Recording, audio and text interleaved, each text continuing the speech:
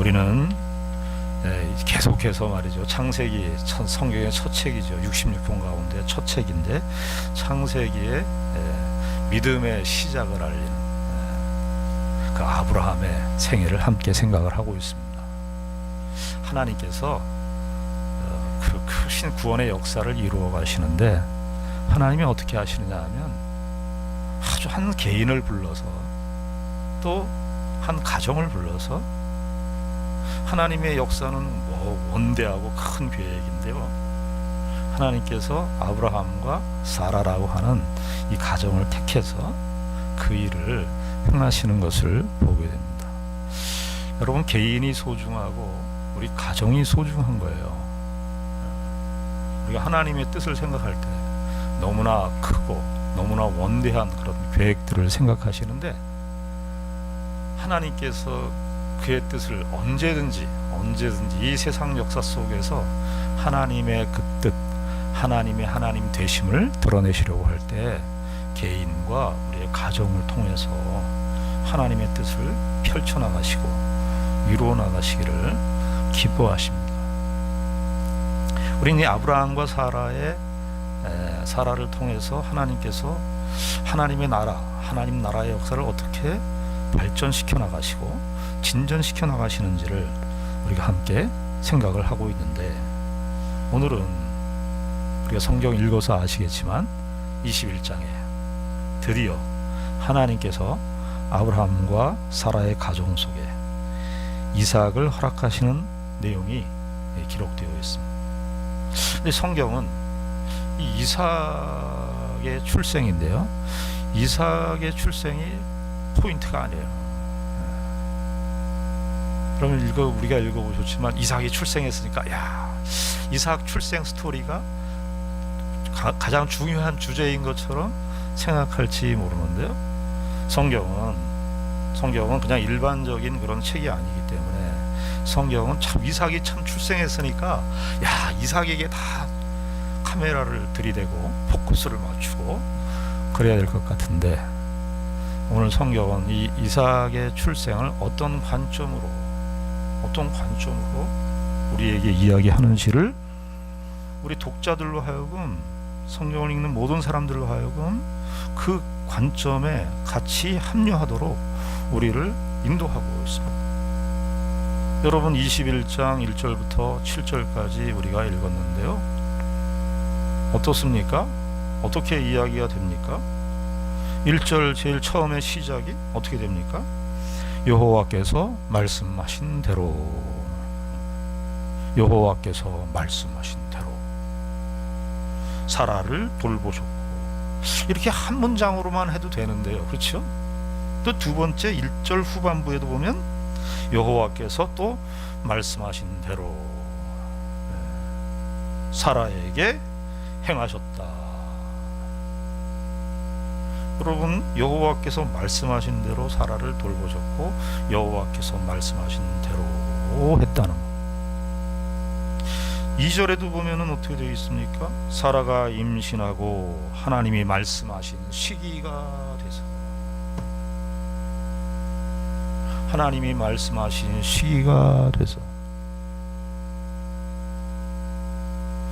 4절에도 보면 이제 아브라함이 이삭을 낳는데요, 이삭을 낳아서 이삭의 이름을 짓는데, 이삭의 이름을 짓고 나서 아브라함이 할례를 행하는데 그냥 할례를 행했다 그래도 되는데요, 4절에 어떻게 되어 있습니까? 그가 하나님이 명령하신 대로 할례를 행하였더라. 여호와께서 말씀하신 대로 했다는 거예요. 여호와께서 말씀하신 대로, 여호와께서 약속하신 대로 이루어졌다라고 하는 것입니다. 여러분, 이 세상 신자들의 삶의 역사는 하나님께서 말씀하신 대로 이루어지는 역사입니다. 아브라함과 사라가 나이가 100세가 돼서 이삭을 낳았습니다. 여러분, 아브라함과 사라가 실수를 몇 번 했죠. 그렇죠? 무슨 실수했어요? 아브라함 창세기 15장에서 다메섹 엘리에셀이 자기의 후손, 상속자라고 생각해서 다메섹 엘리에셀. 사라는 또 무슨 실수를 했습니까? 이스마엘, 하갈을 통해서 하나님의 약속의 자녀가 있을 것이라 생각을 했는데, 하나님께서는 이스마엘이 하나님의 약속의 자녀가 아니고 기다려라 그렇게 얘기하시죠. 우리가 말이죠, 신앙생활 하면서 아브라함과 사라도 하나님으로부터 그런 훈련을 받는데, 하나님께서 약속하신 때가 있고 하나님께서 정하신 때가 있는 거예요. 근데 아브라함이 생각하는 때가 있고 사라가 생각하는 때가 있었던 거예요. 우리가 신앙생활 하면서 시험이 뭐냐 하면, 하나님께서 우리의 인생을 통해서 하나님께서 우리에게 하시고자 하시는 뜻이 하나님의 때가 있어요. 하나님의 때. 하나님이 말씀하신 때가 있고 하나님이 약속하신 하나님의 약속의 때가 있어요. 근데 우리는 우리의 때를 강요해요. 우리의 시간에 맞춰달라 그래요. 우리가 요구하는 우리의 생각과 우리의 그림에, 우리의 계획에 하나님 좀 들어와 주십시오. 우리 계속해서 하나님, 우리가 생각하는 대로 좀 일해 주시죠. 아브라함의 나이 100세고 사라의 나이 90세.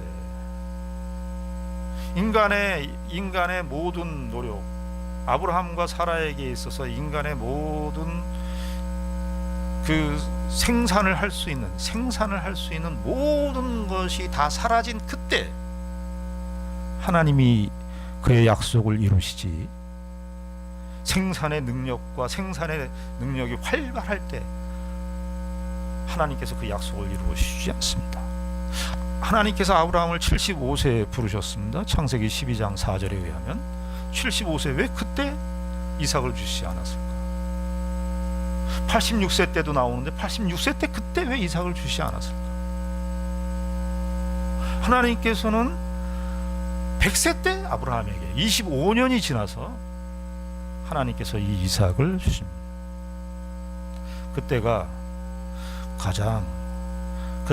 하나님께서 가장 좋은 때, 하나님께서 말씀하시고 이루시는 때가 가장 좋은 때고, 아브라함과 사라에게 있어서는 자기의 능력과 자기의 실력, 자기의 인간적인 모든 노력과 모든 가능성이 철저하게 차단된 때가, 그때가 하나님의 일하실 때. 여러분, 신앙생활도 우리가 하나님 앞에 우리가 가지고 있는 생각, 우리가 가지고 있는 힘, 내 실력, 내 조건, 내가 가지고 있는 어떤 지성적인 어떤 그런 능력들, 이런 것들로 일하시지 않아요.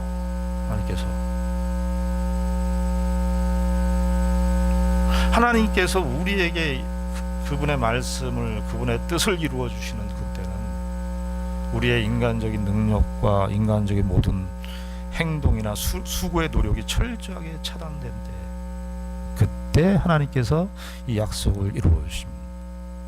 여러분, 구원이 어떻게 이루어집니까? 우리에게 구원이, 여러분, 인류가 구원을 받을 때, 여러분, 이 세상에서 어떤 인류가 예수님 나를 구해 주십시오 했던 인류가 아무도 없어요. 예수님, 하나님, 나 구원을 받기를 원합니다. 나 이렇게 행동을 했으니까, 이렇게 노력을 했으니까 하나님 나를 구원해 주세요 한 적이 없습니다. 구원이라고 하는 것은 우리의 생각과 우리의 계획과 우리의 노력과 상관없이 우리에게 주어졌어요. 아브라함을 통해서 하나님 나라의 역사를 밝히시는데, 하나님의 구원이 어떤 식으로 펼쳐질 것인가? 사라의 태가 닫혔던 때라는 것은 무엇입니까? 사라의 태가 닫혔다는 것은요, 죽음의 때, 생명의 기운이 없었던 때예요. 예수 믿기 전의 상태를 성경에서 뭐라고 그러죠? 죽었다 그럽니다. 죽었다. 우린 다 예수 믿기 전에 다 죽은 존재들이에요. 영적으로 죽은 존재들이에요. 에베소 2장에 나와 있는 것처럼 허물과 죄로 죽었던 자들이에요. 그때 예수 그리스도께서 오셔서 우리의 성령의 역사로 말미암아 우리가 예수 그리스도를 믿게 되었습니다. 예수를 믿는 신자 어느 누구도 내가 처음부터 예수를 믿을 만한 믿음이 우리에게 있었다라고 하는 사람 아무도 없습니다. 죽은 시체가 어떻게 반응을 해요? 죽은 시신인데 죽은 시신이 어떻게 반응을 할 수 있어요? 생명의 반응을 할 수 있어요.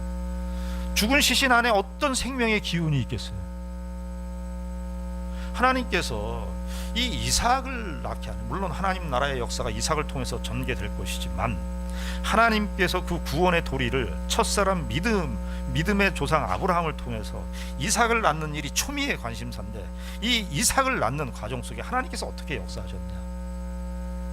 죽음의 영역, 태가 닫혀서 완전히 죽음, 사멸된 그 조건 속에서 하나님께서 일하신다, 이겁니다.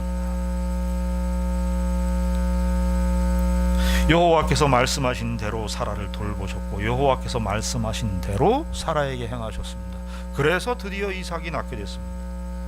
여기 3절에도 보면 아브라함이 그에게 태어난 아들 곧 사라가 자기에게 낳은 아들 이름하여 이삭이라 하였고, 이렇게 해야 되는데 히브리어 문장은 이삭이 제일 끝에 가 있어요. 무슨 이야기예요? 지금 이삭을 낳는 과정이 아브라함의 생애에 있어서, 아브라함과 사라의 생애에 있어서 아주 중요한 내용인데 무엇을 확인시키는 거예요? 너희들의 힘과 너희들의 능력으로 이삭이 출생한 거 아니다. 하나님께서 역사하시고 하나님의 크신 능력으로 이삭이 출생하면, 마치 이것처럼 우리의 구원이 하나님의 전적인 능력과 은혜로 구원이 우리에게 임하게 될 것임을 아브라함의 사건 속에서 보여주고 있는 거예요. 여러분, 나중에 이제 창세기 내용이 진행되면 에서와 야곱이 어떻게 됩니까? 에서와 야곱이 이삭, 리브가의 같은 복중에 있습니다. 근데 하나님께서 어떻게 하죠? 한 민족은 택하셨고 한 민족은 버리셨다, 그렇게 얘기하죠. 그러니까 누구를 택하셨다 그래요? 야곱을 택하셨다 그럽니다. 야곱을. 근데 야곱이 언제 택함을 받은 거예요? 야곱이 그 이후에 뭐 어떤 선한 행동을 하고 나서? 아니죠. 오히려 에서가 윤리적으로는 좀 더 나았을지도 몰라요. 그런데 하나님께서 언제 야곱을 선택하죠? 복중에서 선택합니다. 자, 여기 가만히 보시면 여호와께서 말씀하신 대로 사라가 이삭을 낳았어요. 여호와께서 행하신 대로 여호와의 능력으로 사라가 이삭을 낳았습니다. 그리고 아브라함이 한 행동을 한번 보십시오. 3절에 보면은 아브라함이 그에게 태어난 아들 곧 사라가 자기에게 낳은 아들을 이름하여 이삭이라 하였습니다. 이 아브라함의 행동은 이삭을 이름을 짓는 일인데, 이삭을 이름을 짓는 일이, 이삭이라는 이름이 아브라함이 스스로 만들어낸 겁니까? 아브라함이 이삭의 이름을 만들었습니까? 장명소에 가서? 우리 17장 10절을 한번 가보겠습니다. 17장 19절 한번 가보겠습니다. 17장 19절입니다. 그 1년 전 이야기예요. 그러니까 99세 때, 아브라함의 나이 99세 때 하나님께서 이삭을 주실 것이다, 이렇게 약속을 하시고 19절에 보시면 하나님이 이르시되 아니라, 이스마엘을 하나님 약속의 자녀로 삼으십시오. 아브라함이 그렇게 얘기한 거예요. 그러니까 하나님이 말씀하시기를 아니라, 하나님이 이르시되 아니라 내 아내 사라가 내게 아들을 낳으리니 너는 그 이름을 누구라 하라? 이삭이라 하라. 이거 누가 지금 말씀하신 거예요? 하나님께서 말씀하신 거예요. 하나님께서 이름을 누가 지었어요? 그러면 누가 지은 거예요? 하나님이 지으신 거예요. 그러니까 21장에서 아브라함이 아들 이름을 이삭이라고 하였는데, 그 이삭이라고 한 건 누구의 명령대로 한 거예요? 하나님의 명령대로 한 거예요. 이삭은 그래서 아브라함이 이삭의 이름을 지으면서 아브라함이 생각하고 있었던 이삭에 대한 그 자기 아주 귀한 자식이죠. 100세에 낳았으니까 귀한 자식인데, 아브라함이 생각할 때 이 이삭은 누구의 자녀라고 생각하겠어요? 하나님의 자녀예요. 하나님의 자녀. 여러분, 우리도 마찬가지예요. 우리가 우리 자식들을 키우고, 부모가 평생 하는 일들이 자식을 키우는 일인데, 결혼했다고 해서 자식에 대한 책임이 끝나는 것이 아니죠. AS 애프터 서비스를 한다고 그러잖아요. 자식을 죽는 그날까지 자식에 대한 봉사를 하는 것이 부모죠. 근데 기억해야 될 것이 있습니다. 이 아브라함이 이삭을 100세 때 낳았으니까 얼마나 귀하고 귀한 자식입니까? 근데 이삭을 낳는 이 과정 속에서 이삭을 어떻게 바라봐야 되는가? 하나님께서 아브라함도 이삭을 볼 때 내 자식이 아니에요. 이름을 누가 줬으니까? 하나님이 줬어요. 이름은 그 사람의 본질을 말하는 거예요. 하나님이 이름을 주셨어요. 아브라함은 그 이삭을 낳아서 이삭이라고 이름을 지었어요. 그 이삭은 누구의 자녀예요? 하나님의 자녀예요.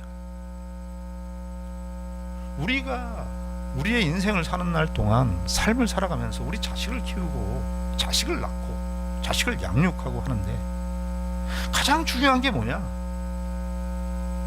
하나님의 자식이에요. 하나님의 자녀예요. 내 자녀가 아니에요.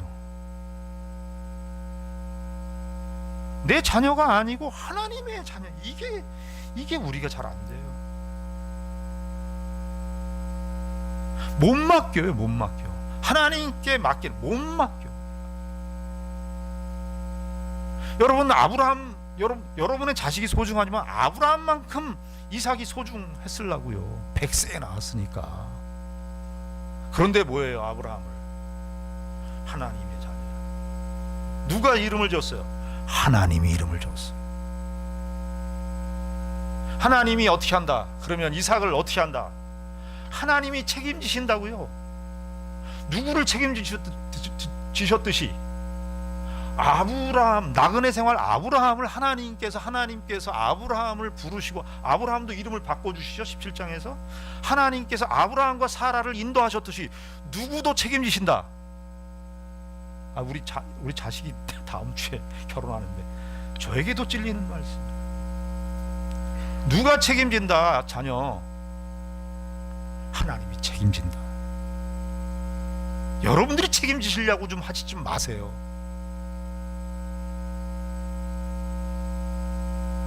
내가 책임지지 않는다고요. 우린 신앙생활이 너무 허상이고 신앙생활이 너무 개념적이고 그래. 실제 생활 속에서는 아무것도 적용이 안 돼. 그래서 예수 믿고 신앙생활하는 그런 가치들이 우리의 삶 속에서 아무런 힘을 발휘하지 못해. 실제적인 영역에 가면 제일 안 되는 게 자식이에요. 하나님께 맡겨야죠. 우리나라 한국 부모들은 정말 천국에 가면은 다 따로 불러야 돼요. 너무너무 세. 자식에 대한 그 집착과 자식에 대해서 부모들이 해야 되는 그 비중들이 너무너무 강해. 여기서 보잖아요. 아브라함과 사라가 살았던 환경이나 지금 우리가 사는 환경이 어디가 더 힘들었을 것 같아요? 우리 지금 코로나지만, 지금 어렵다고 그러지만 아브라함과 사라만큼 힘들었으려고. 그 시대의 환경만큼. 하나님이 뭐래요? 하나님이 이름을 지어서 얘기해 주잖아요. 아브라함한테 이름을 지었다는 건 하나님이 책임지신다는 거예요. 네가 책임지는 거 아니라는 거예요. 그걸 훈련시킨 거예요. 아브라함과 사라의 경수가 완전히 끊어졌을 때, 야, 너 죽어. 너는 너의 가능성으로 네 자녀를 낳을 수도 없어. 하나님이 낳으신 거예요. 지금도 마찬가지예요. 인간의 살아가는 사람들의 삶의 과정 속에 여러 신비가 있는데 출생의 신비만큼 놀라운 것이 없어요.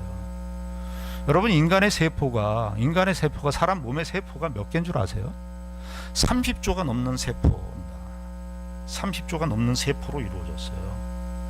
그런데 그것을 누가 해요? 하나님이 하신다.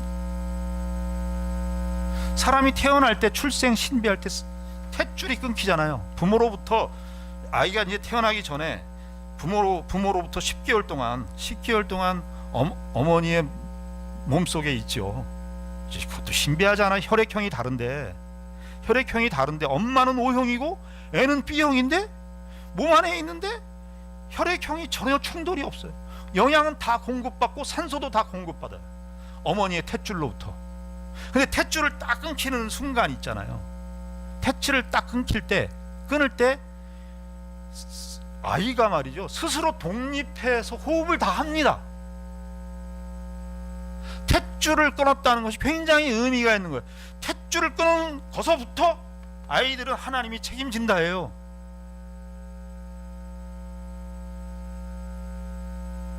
아브라함과 사라가 그걸 본 거예요.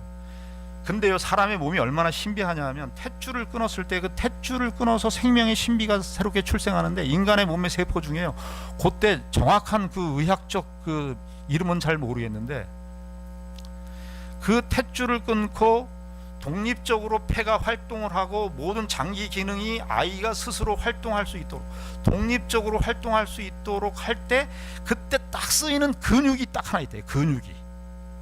근데 그 근육은 평생에 딱 한 번 쓰이고 안 쓰이는 근육이래요. 태어날 때만 쓰는 근육, 비상 근육이래요. 평생 안 쓴대요. 그 평생 안 쓰는 근육 하나가 생명을 독립적으로 활동할 수 있도록 해주는 거예요. 하나님께서 우리의 인생 속에 아브라함을 통해서 하나님께서 아브라함의 모든 것들을 다 인도하세요. 가장 적절한 때에 하나님께서 주시는, 우리가 기도할 때 제일 우린 기도를 안 해요. 왜 기도를 안 하느냐 하면, 기도에 대한 열심과 기도에 대한 어떤 성실성 부족이기 이전에 기대가 없어요. 하나님에 대한 기대가 사라졌어. 왜 기대가 사라졌어요? 다 내가 원하는 때에 하나님 이루어주시고, 내가 원하는 그림과 내가 원하는 조건과 상황들이 이루어지지 않으니까 더 이상 기대가 없는 거예요. 아니요, 하나님은 다 우리의 기도를 들으세요. 들으시고 응답하십니다. 단 우리가 생각하는 시점과 우리가 생각하는 결과와 다르게 인도하시죠. 그래서 우리는 기도 안 해요.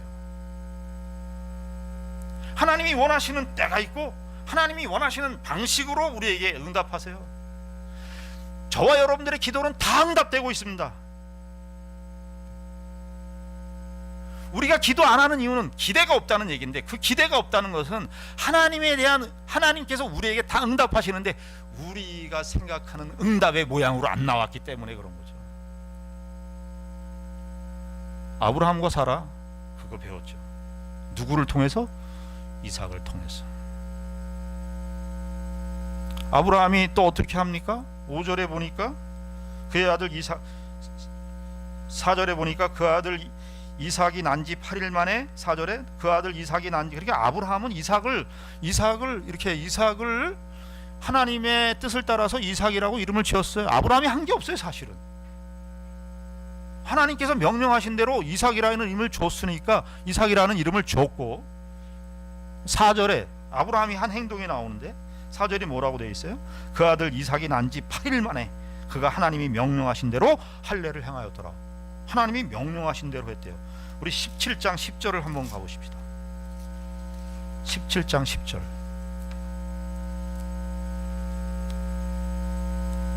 다 같이 17장 10절을 같이 읽습니다. 시작. 너희 중 남자는 다 할례를 받으라. 이것이 나와 너희와 너희 후손 사이에 지킬 내 언약이니라. 지금 아브라함 뭐 한 거예요? 할례를 한 거예요. 3절과 4절이 아브라함이 한 행동인데 다 무엇을 따라 했다는 거예요? 하나님의 약속을 따라 했다는 거예요. 하나님의 약속을 따라서, 하나님의 말씀을 따라서 이삭을 이름을 지었고, 하나님의 약속을 따라서 할례를 행한 거예요. 할례라고 하는 건 무엇입니까? 할례라고 하는 건 하나님의 백성들의 표예요. 하나님의 백성으로 들어온다는 표예요. 여자들은 안 하지만 남자들만 하는데 남자 대표성을 갖고 있기 때문에 다 포함되는 거예요. 하나님께서 17장에서 하나님께서 아브라함과 두 번째 언약을 맺으시면서 그 역사적인 순간을 이야기하시면서 그 이야기가 끝나자마자 아브라함에게 너와 함께한 모든 종들에게도 모든 남자에게 다 할례를 행하라. 아브라함이 난지 8일 만에 할례를 행했어요. 할례를 행했다고 하는 것은 무엇입니까? 하나님의 자녀가 되었다는 거예요. 아브라함은 한 게 없어요.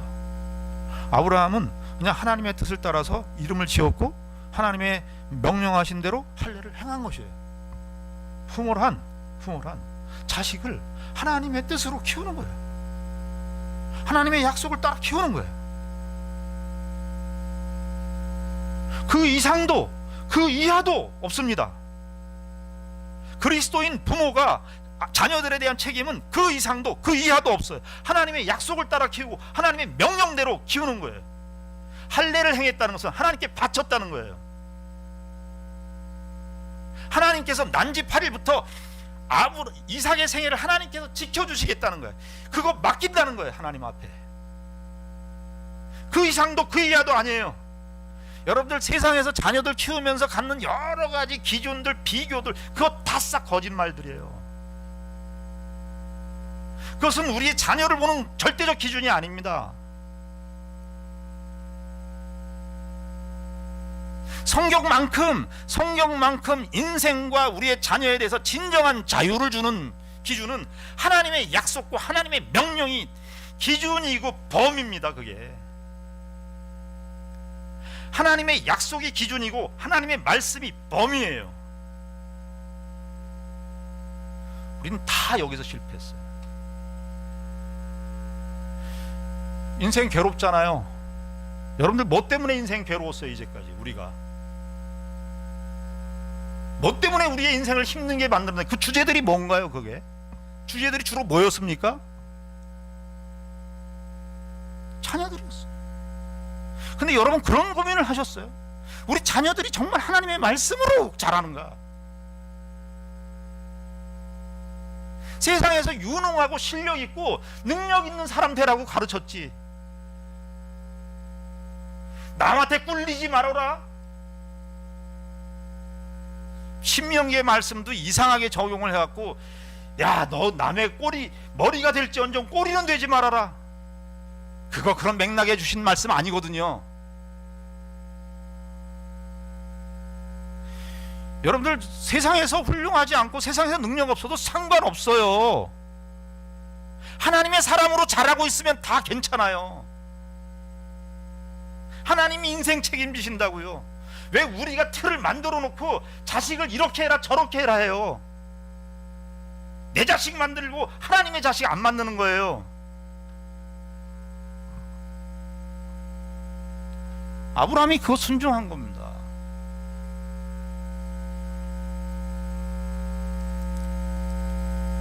그런데 우리가 이 21장을 보면서 하나님께서 하나님의 말씀대로 이삭을 주셨는데 하나님의 말씀대로 이삭을 주셨어요. 하나님의 능력대로 주셨어요. 출산에서부터 하나님의 약속대로 이삭이 출생했다는 것은 이삭은 하나님의 것이라는 거예요. 하나님께서 이삭의 생애를 인도하실 거예요.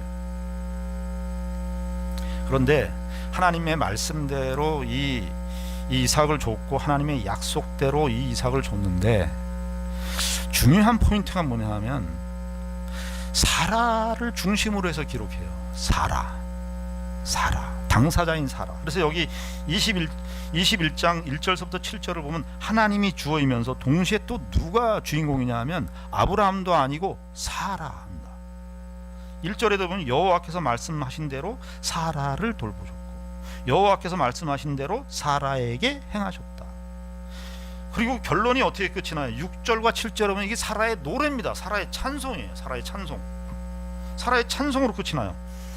6절 7절 보시면 사라가 이르되 하나님이 나를 웃게 하시니 듣는 자가 다 나와 함께 웃으리로다. 7절 또 이르되 사라가 자식들을 젖먹이겠다고 누가 아브라함에게 말하였으리오마는 아브라함이 노경에 내가 아들을 낳았도다 하니라. 아브라함과 사라가 18장에서 사라를 내년에 와서 사라가 자식을 낳을 것이다 그 약속할 때요, 아브라함과 사라가요 그때는요 불신의 웃음을 웃었어요. 무슨 그런 일이.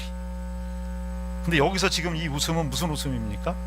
하나님의 약속이 성취된 웃음이에요. 하나님의 약속의 성취를 본 거예요. 이삭의 출생이라는 사실에, 야, 우리 노년에 이렇게 귀한 자식을 주셨구나, 이렇게 귀한 자식을 주셨구나, 그런 인간적인 기쁨의 웃음이 아니고요, 이삭을 통해서 사라가 하나님의 역사구나, 하나님의 인도하심이구나, 이삭이 초점이 아니라 하나님이 내 인생 속에 이렇게 역사하시는구나 하는 것을 사라가 찬송하고 노래로 고백하는 겁니다. 여러분은 룻기를 보면 룻기가 룻이 주인공이처럼 생각이 되잖아요. 성경의 제목도 룻기니까. 그런데 룻기는 룻이 주인공이 아니고요, 사실은 나오미입니다. 저는 그 책 제목을 나오미기로 바꿔야 된다고 생각해요. 왜냐하면은 룻은 룻기 12번 등장하고 나오미가 18번 등장해요. 근데 룻기의 4장의 뒤에 가면 거기에선 룻의 자녀, 나오미의 룻이 자녀를 낳고 기뻐하는 게 아니라 누구의 기쁨으로 끝이 나느냐 하면, 룻이 낳은 자식을 안고 누가 기뻐하냐면 나오미가 그 주변에 베들레헴에 사는 모든 주변의 여인들이 다 나오미를 향하여 찬송을 합니다. 하나님께서 저와 여러분들에게, 저와 여러분들의 생애를 통해서 일하세요. 이삭은 곁가지예요. 여기서는 누가 주인공이라는 거예요? 사라와 아브라함이 주인공이라는 거예요. 이삭은 그 다음에 사라와 아브라함을 통해서 이삭이 출생됐다. 사라와 아브라함이 하나님의 역사를 경험했다는 겁니다. 여기 특별히 5절에 보면 아브라함이 그의 아들 이삭이 그에게 태어날 때에 100세라. 여러분, 우리가 구약의 성경 인물들도 특별히 족장사를 읽게 되면은 아브라함서부터 요새까지 이르는 그 족장사의 이야기들을 보면은 여러분, 그 나이에 대한 언급들이 나옵니다. 나이. 아브라함의 생에서도 나이가 중간 언급돼요. 12장 4절에 아브라함이 부름받았던 때가 75세. 16장 16절에 의하면 그 사라가 하갈 이스마엘 잉태 사건이 있었을 때 그때가 86세. 17장 1절에 그 할례를 행했던 그 시대가 99세 때. 그리고 오늘 21장 5절에 100세. 그리고 25장 7절에 가면 아브라함이 이제 죽는 때인데, 아브라함의 향년이라고 되어 있는데 살아있던 때가 175세. 저는 이 나이가 그냥 우리가 지금 생각하는 그냥 우리의 나이, 나 몇 살 이런 기록을 알려주기 위해서 기록한 것일까? 전 그렇게 안 보여요. 75세에 아브라함을 부르셨으면 여러분들 어떻게 생각하십니까? 그럼 75세 때부터 아브라함의 생애가 의미가 있다고 생각하십니까? 그러면 75세 때 아브라함이 부르셨고 86세 때 그냥 10년의 공백이 있고, 그리고 86세에 지나서 99세 13년의 공백이 있는데, 그러면 그 공백은 하나님과 상관없는 시간이었던가요? 75세 이전은 하나님과 상관이 없던 시간인가요? 아니요. 175세를 아브라함이 사는 동안 하나님께서 아브라함과 함께 동행하시지 않는 시간이 없었다는 거예요. 아브라함의 시간은 아브라함과 사라의 시간은 하나님과 함께 동행하는 시간이고 하나님과 함께 하는 시간이었다는 거예요. 그 이야기를 해주는 거예요. 요즘에 최근에 유명한 아주 신학자 중에 한 사람이 누구냐 하면 로안 윌리엄스라고 하는 영국의 성공의 학자입니다. 요즘에 많은 목회자나 신학생들에게 읽히는 책인데, 그분이 최근에 쓴 책 중에 이런 표현이 있어요. 뭐라고 되어 있냐면 이렇게 되어 있습니다. 하나님을 아는 것은 새로운 방식으로 시간의 흐름에 매이는 것입니다. 무슨 뜻인지 아시겠어요? 하나님을 안다는 것은 새로운 방식으로 시간의 흐름에 매인다는 것입니다. 우리가 살아가는 일상의 시간들이, 매일매일 살아가는 시간들이 하나님과 관계없는 시간들이 아니라는 거예요. 아브라함의 생애 75세부터 부름을 받았으니까 그때부터 하나님과 의미 있는 시간이 아니라 그 전부터, 창세 이전부터 하나님께서 아브라함의 생애 속에 다 의미 있는 시간으로, 가치 있는 시간으로 함께 했다는 거예요. 그러면서 뭐라고 그러냐면, 그래서 하나님에 대해 말하는 것과 하나님에 대한 지식은 항상 어떤 방식으로든 이야기와 연결이 됩니다. 하나님께서 우리의 시간 속에서 일하시는. 근데 아브라함, 사라 100세 이때가 뭐라는 거예요? 하나님의 말씀의 역사를 가장 깊이 경험했던 때라는 거예요.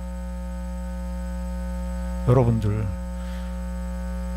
우리 어르신들 우리 교회에 많으신데 어르신들이 자꾸 갖고 있는 생각이 뭐냐면, 나는 이제 끝났어, 나는 이제 아니야, 이제 젊은이들이 해야 될 거야, 이삭이 해야 될 거야. 지금 그거 아니라는 얘기예요. 하나님께서 가장, 하나님의 풍성하신 은혜요, 하나님의 그 축복, 하나님의 하나님 되심을 가장 알고 깊이 경험하는 때가 지금 이 사라 때, 100세 때라고 하는 거예요. 이때가 드디어 진가를 발휘하는 거예요.